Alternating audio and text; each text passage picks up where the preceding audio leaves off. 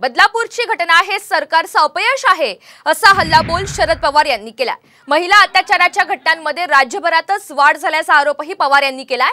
बदलापुरातल्या आंदोलनात कुणीही राजकारण आणलं नाही, त्यामुळे मुख्यमंत्र्यांनी केलेलं विधान अयोग्य असल्याची टीका पवार यांनी केली आहे। उद्याच्या महाराष्ट्र बंदमध्ये समाजातल्या सर्व घटकांनी सहभागी व्हावं असं आवाहन सुद्धा पवारांनी केलं। बदलापूरला जो काही प्रकार झाला त्याच्या संबंधी सक्त कारवाई करण्याची आवश्यकता आहे आणि ती मागणी सगळ्यांनीच केली।